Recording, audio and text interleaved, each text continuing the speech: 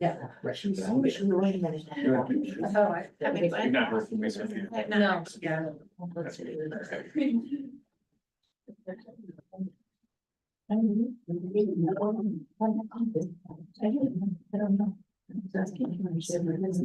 Hello, Joe.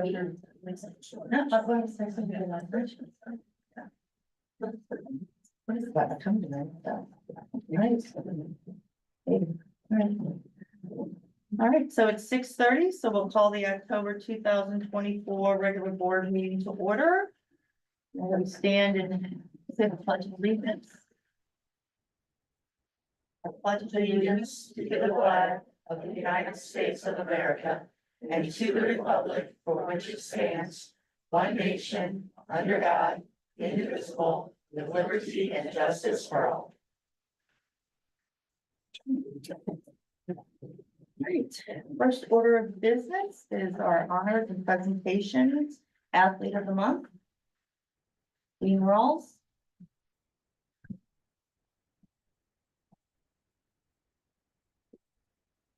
Hello. Hello. So for our October athletes of the month, our first, is Kim Crawford. Unfortunately, Kim emailed me today, she was not able to be here. Kim is a sophomore cross-country runner. That's what Coach Earnhardt had to say. This is Kimberly's first year in the cross-country program, and she's already a rock star. She is light and graceful on her feet, looking like she is running on a cloud. Kimberly has become a vital team member, supporting and encouraging those around her, as well as making mundane things we have to do in practice more fun. Shout out to the bubble gum game during stretching. I don't know what that is. Sounds fun, yeah. We are so happy to have her and are excited to see her progress. So, Kimberly, congrats.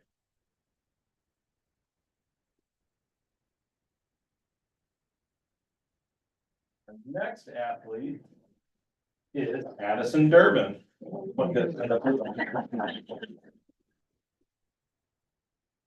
Addison is a sophomore, plays on our softball team.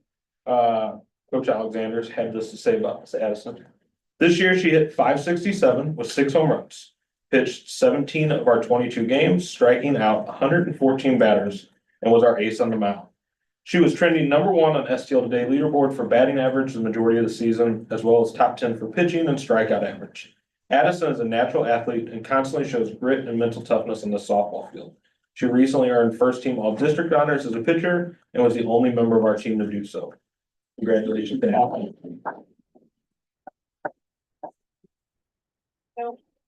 Right, our student spotlight, Dr. Bird.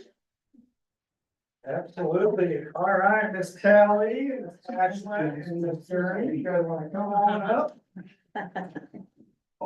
Now you're so excited.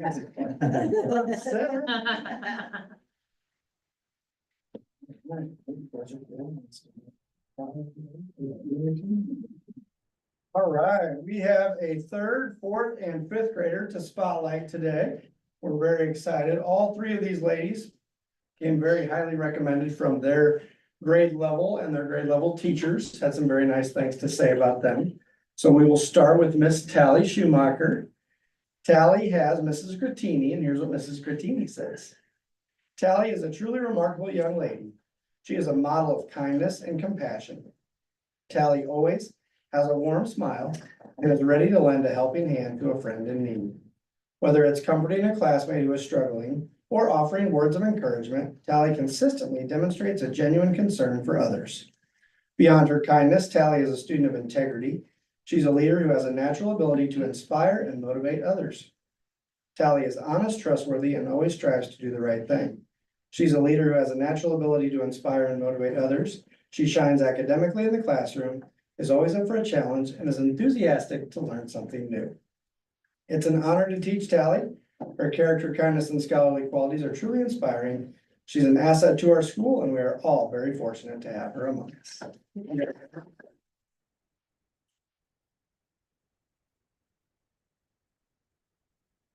Ashlyn Long is a 4th grade student for us. She is in Mrs. Alexander's room, and here's what Mrs. Alexander had to say. Ashlyn truly embodies what it means to be a Valley Park Hawk. She's incredibly kind and thoughtful, demonstrating these qualities every day through her interactions with our youngest students. Each morning, Ashlyn is there to support the kindergartners and it's clear that she has built a strong connection with them. The way they light up when they see her speaks volumes, as does her attention to detail in sharing her experiences with them. Ashlyn's commitment is unwavering, she never misses a day, and it's obvious that she genuinely enjoys her role. Beyond her dedication, Ashlyn is exceptionally intuitive and sensitive to others' needs, always checking in to see how people's days are going and showing a deep, genuine concern for everyone around her. Congratulations, Ashlyn.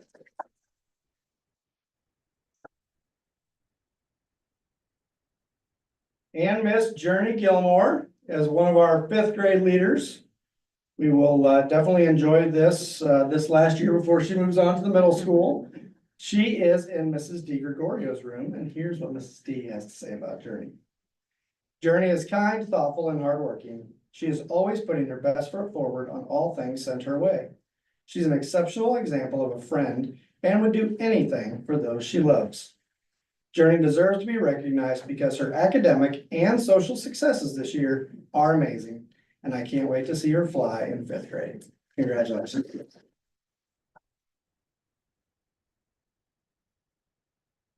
These guys are three great examples of what we've got going on at Valley Park Elementary School.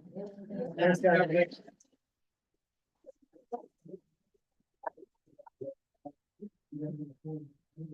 The next order of business is 3.01, approval of the agenda. Can I get a motion to approve the agenda? I'll make a motion. Can I get a second? I'll second. All those in favor signify by saying aye. Any opposed? All right, 3.01 passes. Next order of business is 4.01, public comments on posted agenda items. I did. No, not published. And I figured it out just in case they did everything else. Okay. Thank God I almost forgot. All right. All right, the next order of business is our consent items, 5.01 through 5.08. Are there any items that anyone would like to pull out for separate consideration or discussion? No, all right, can I get a motion to approve 5.01 through 5.08? I'll make a motion. Can I get a second? I'll second. All right, fine. All right, all of our consent items pass. Oh, no. All those in favor say aye. Aye. Any opposed? All right, 5.01 through 5.08 pass. All right, our next order of business is 6.01, our action item, candidate filing agreement with St. Louis County Election Board. Do I have to get a motion first, or do you just talk about it? I think it's usually best to have a motion. All right, can I get a motion Yes. to approve 6.01? I'll make a motion. I'll second. All right. Yeah, so hopefully a lot of this is repeat for you. It's been in the Friday focus and a lot of the kind of bullet points are also on board docs, but for the general public. In 2016, the St. Louis County Board of Elections basically introduced an opportunity for municipalities, including school districts, to basically run their election board candidate filing through them versus trying to have it run by each individual municipality. And really what stemmed a lot of it was not just locally, but really nationally, just some of the constant disputes and political disagreements and things that have arisen and the challenges in elections and everything else. And the other reason this has become more relevant for school districts is over the last several years, MSBA keeps kind of moving back or moving up, depending what year we're in, the candidate filing for school board elections. And so it typically now consistently aligns with winter break. This year, the last day of filing specifically is on New Year's Eve. If you read all the regulations on how we're supposed to run elections, that means we have to have someone here on New Year's Eve for a set amount of hours and things of that nature. And not to mention just between winter breaks, things like unanticipated snow days and things like that, your actual candidate opportunities to apply are pretty limited with this new kind of window. In St. Louis County, currently about half of the school districts in St. Louis County have gone to the St. Louis County Board of Elections in this process. There are about 5 more. We're one of them that's obviously having this discussion this fall. To move forward, we do have to have a decision this evening because it has to be to the county board here in November. And so what you have as far as documents on there is both the resolution and the cooperation agreement between what would be the district and St. Louis County Board of Elections. So we would obviously present this to the community, like if you want to run, and then I mean, physically they have to go to Clayton, or is it the Board of Election in North It's in- County? It's the St. Anne location. So North County, North okay, County, yep. so the Board of Election That's right, office. yeah, just like all the other Fine. political offices do. That's right. Okay. Mhm. Yeah. I guess location is the only downfall per se. But Well, I think too, if we have a bad winter or something like that, making sure that everything gets where it's supposed to be on time. Yeah, we've had two of the last 3 years, we've had challenges with that too. So we've gotten everything in as far as closing our window. And then we've hit bad weather trying to get out to St. Anne to get it to the county in time to make sure it's on the ballot and everything. We even had that challenge last year with some of the things getting ready to get for the April ballot for the Prop B situation. So that's kind of a separate issue outside of it, but another issue that we can run into. Because you can't, I don't understand why, but you can't email those things and everything. You have to take them down, get them notarized, all that good stuff. Anybody else have any questions or? Okay. Let's go then. Phyllis? Aye. Aye. Aye. Aye. I'm an aye as well. Alright, so 6.01 candidate filing agreement with St. Louis County Election Board passes. All right, next business is 7.01, update on our youth basketball information. Dean Rawls again.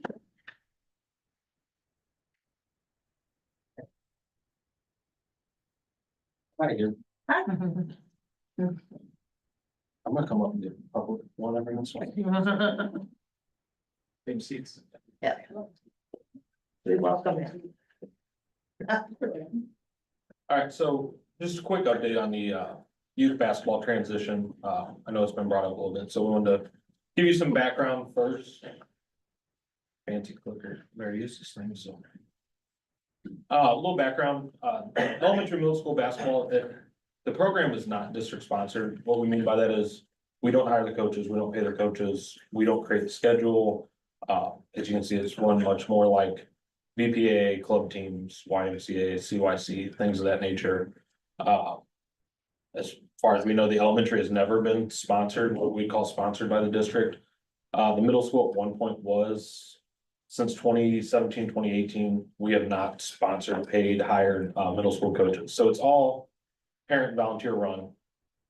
You know, so from that background, it really isn't an affiliation with us. That's just more of something we've blasted out information. The vast majority of the schools around us, this is how they do it. And this is actually, I know it's Parkway Rockwood, it's not affiliated with their school district, but all of their schools also do this. That's kind of where it came from. There are some Misha schools that participate in middle school sports. I honestly don't know of one this side of Columbia. So that is much more of a rural, middle of the state going towards Kansas City thing. St. Louis club sports have really honestly taken over. That's just kind of what it's turned to. We have hosted again in the past, we hosted the Fox DNR League. That was not an affiliation with us. We just kind of allowed them to use our facilities. And we'll kind of talk about that in the next slide. We had two decisions to make. The first one was, do we want to continue hosting? That was the first kind of talk that we had. We had big challenges with staffing, supervising. I think almost all of you have had kids that have played. Usually started at 8 AM on Saturday, ran till 5 or 6 PM on Saturday, same thing on Sunday. Finding our staff, and honestly, I'm just gonna tell you, a lot of times it was our coaches who were coaching here Monday through Friday till 5, 6, 9, 10 PM, asking them to come in on Saturday and Sunday. I mean, I just didn't feel real good about it. I did it at times, but it was a lot. Maintaining the cleanliness, again, now you have to have custodial staff in at those hours. Just the general wear and tear. You know, we have beautiful facilities. They're used a lot. Middle school PE, high school PE, high school practices throughout fall. If it rains, our soccer team goes in, our softball team goes in, our volleyball team. Throughout the spring, we do it, and then obviously during basketball season, so there's a lot of traffic, adding, as you can see, 35 to 40 games a weekend on there. Just, it just caused a lot of wear and tear on the floor, a lot of wear and tear throughout the facilities. We noticed a lot of things in bathrooms being broke, bleachers that were kind of messed up, things like that, so it was a lot of wear and tear. It did limit our ability a little bit in that second bullet point. If my high school teams did want to come in here, some teams that we sponsored and do something on a Saturday, it really limited their ability.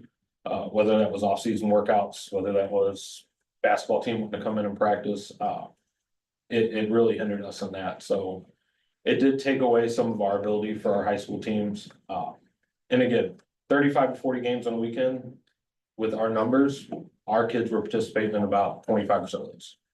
So 75% of the time, yes, we're hosting kids from all over St. Louis, families from all over St. Louis.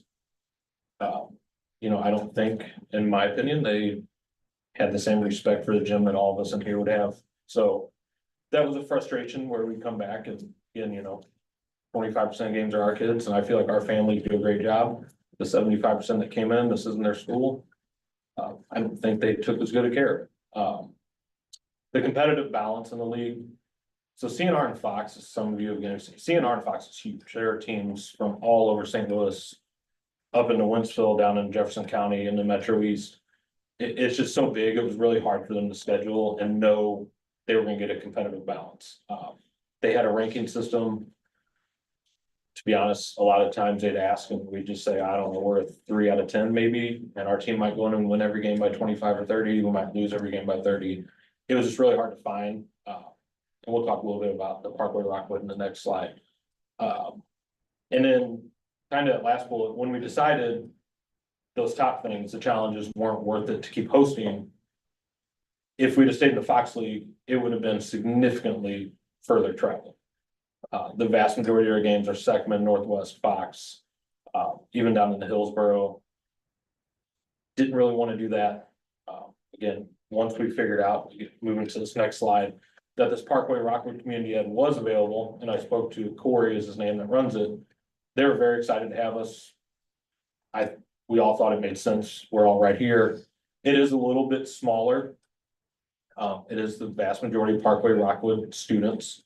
I think that allows them to schedule a little bit better. He has a pretty good idea, especially as you get older, of who the teams are, who's gonna be your more competitive. They have 2 levels. They have a recreational and a high rec.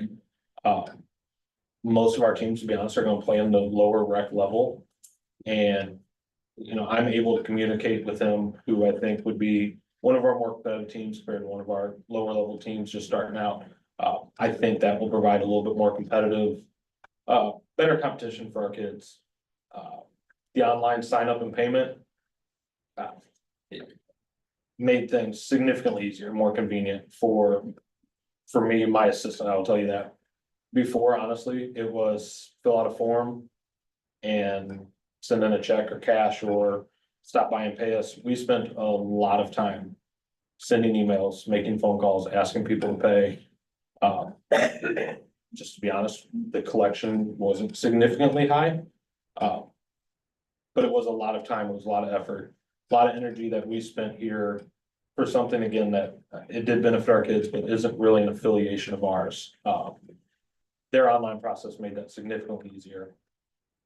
Couple things that I wanted to make sure we hit on. Our kids still are gonna play in the same team. So how I did this was I sent out a form. All of our 1st through 8th grade parents, students got a form. If you're interested in playing youth basketball, please fill this out. I took that form, I'd look over it every couple days, blasted that email out a few times, and then I would take that list and I would send them the link and say, thank you for being interested. Here's what we're playing through. Here's the link that you need to follow to sign up. Honestly, the majority of people I talked to, once we found coaches and had teams created, it was pretty easy. But, you know, our kids, I then sent that to the league, asked them to cross-reference it with who signed up. He is gonna make sure that our kids are playing on the same team. The other thing is, to be honest, we don't have the numbers to field a team at every grade level for boys and girls. So if we have 4 or 5 kids that sign up, they have waitlist kids that we're able to then, there are gonna be a few teams with a Parkway or Rockwood kid. To me, that's better than either not having a team or asking these 4th graders have to go out and play with a bunch of 5th graders or, I know last year, our middle school girls, we just had an 8th grade team. We had 4, 5, 6th graders, 2 or 3 7th graders, 2 or 3 8th graders. But because we had 8th graders, we had to move up. Without doing that, we didn't have any middle school girls team. So that wasn't a lot of fun for our 6th grade girls. I did hear about that from the parents and, you know, they're going up playing girls 2, 3 years older now. And then the last one, our facilities, they will still use for practice. I've communicated with all the coaches. They've sent me what we kind of reserve at 6 to 7, 7 to 8, 8 to 9, mostly in the elementary gym. And then I ask them and they kind of send in, I try and reserve the early times for our younger 1st, 2nd grade, 3rd grade teams. We've been doing that for years. We'll continue to do that. And again, we love that they get to use our facilities. It's our kids, it's only our kids using our facility at that point. And it's a little bit easier for us to maintain and track at that point. So that's all I have. If you guys have any questions, Right? Where will the games be played? they use 14 different gyms across Parkway and But Rockaway. it's theirs. Yeah. Okay. And I've talked to Dr. Hills, I've told them. If we have a large 4th grade boys, group. Hey, if you guys host a 4th grade tournament on a weekend. That's something we could probably host and come down and do. I don't think they need that, though. Their facilities are nice. Their facility, they have a ton of facilities, but they'll all be Parkway, Rockwood School District area. What were the signups in comparison to last year with this It was change? $50. I meant like number of people who signed up. It's pretty similar. I could get you an actual number, but it's I thought pretty it was similar. Yeah. good. I'm just wondering.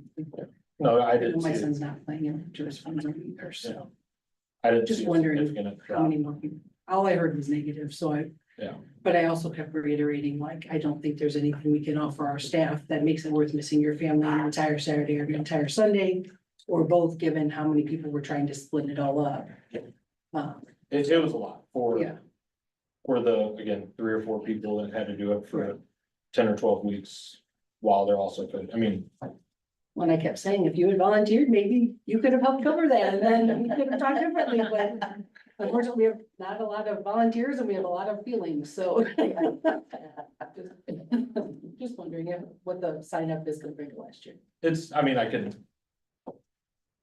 I don't even. it's a trend, I mean, it's trending kind of overall with our general. I mean, our numbers, our 8th grade group is very, very small, so our 8th grade numbers are pretty small, our larger classes. I think our 4th and 5th grade boys, there's 18, 20, something like that, in our 3rd grade girls, there's 10 or 12, some teams it's 4 or 5. Which again, the good thing is now we can bring a couple waitlisted players over to there, so. Are there any other sports that are being offered from middle school students? I know boys specifically, I know there's. Boys, so we do cross country, yeah, cross country in the fall, track in the spring, and then the girls volleyball in the fall also. We do that through the MSIL, it's Middle School Instructional League. That started out pretty small, mostly schools just around here, to be honest, that is now blown up into, there are schools I've never heard of participating and,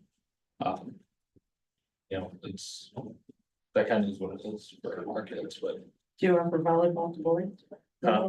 Volleyball for boys in middle school? we do. But is swim for anyone?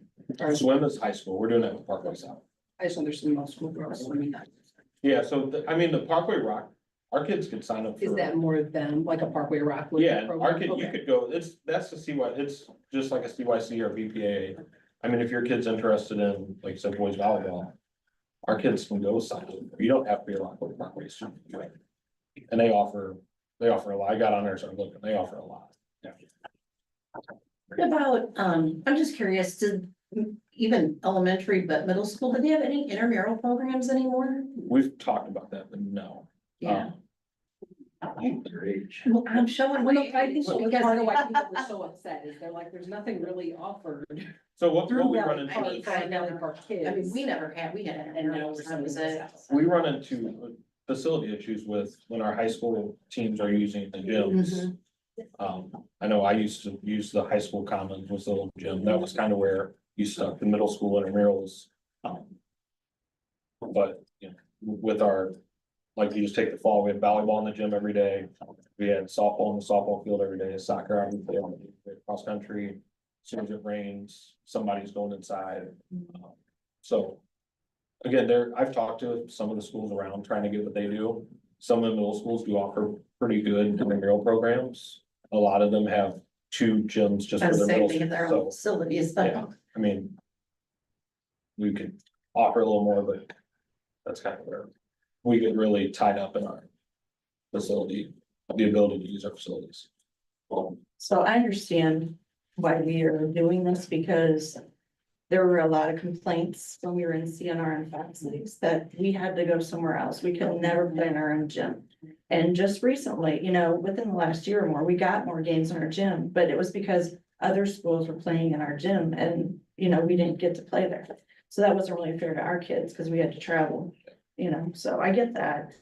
But, so I know what the CNR and Fox League is, but what exactly is the Parkway Rockwood? Because I know they had kids that played in CNR and Fox. So what is this league and how many?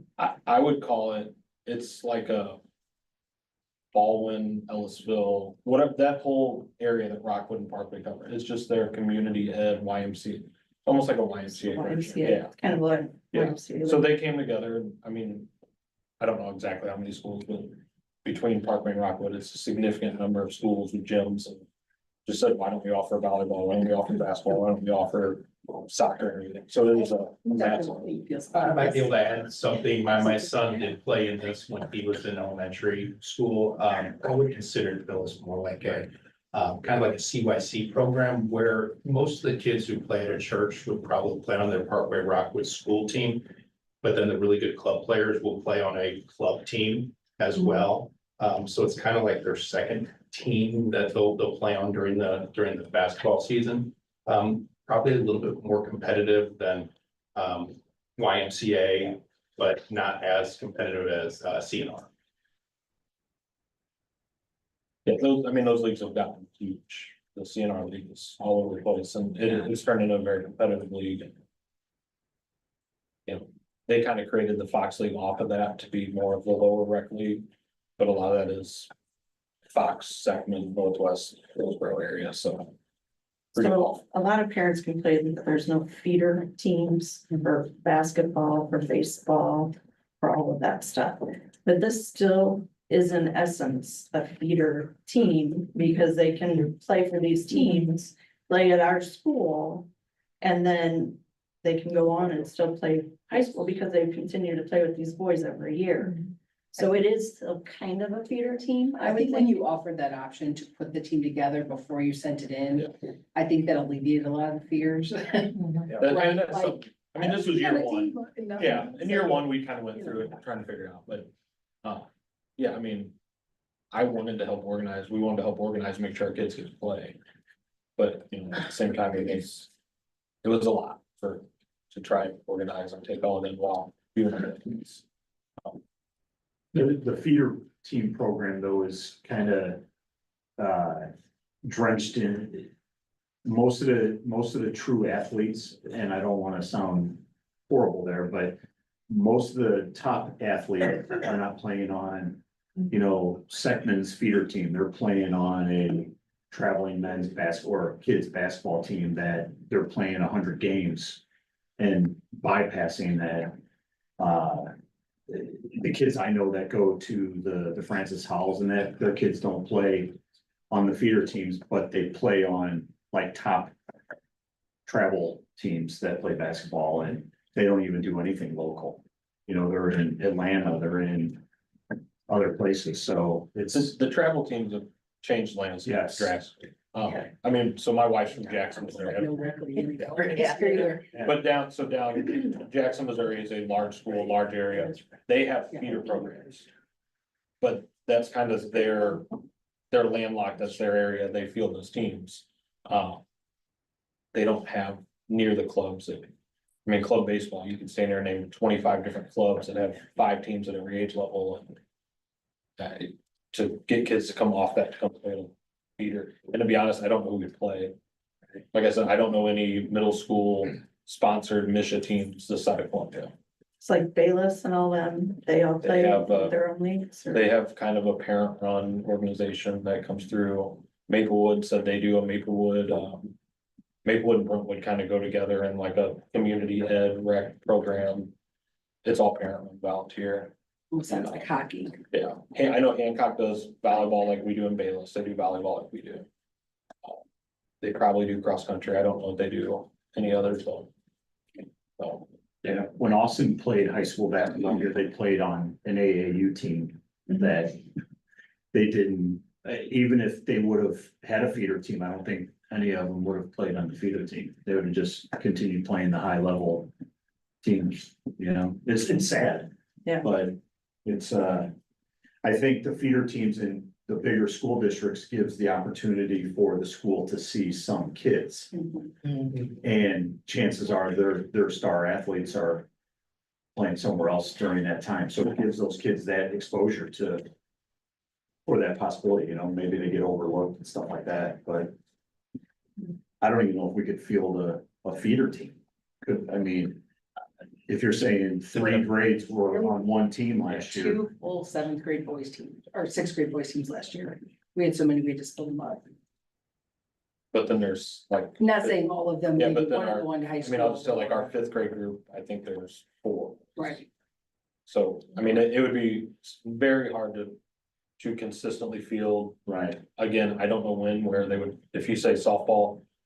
I don't know when, where they're gonna practice on our, I mean, it's our softball fields for our high school sports, it would have to be after. There'd be a lot of logistical problems with that. I don't think it would be a consistent answer, in my opinion. I do like the idea of an intramural program. We could find a way to get that in. Anybody else? Anything else? don't think of that. Thank you, thanks. Ron. Okay, moving on. 8.01, public comments on non-agenda items. Nope, all right. Same for you.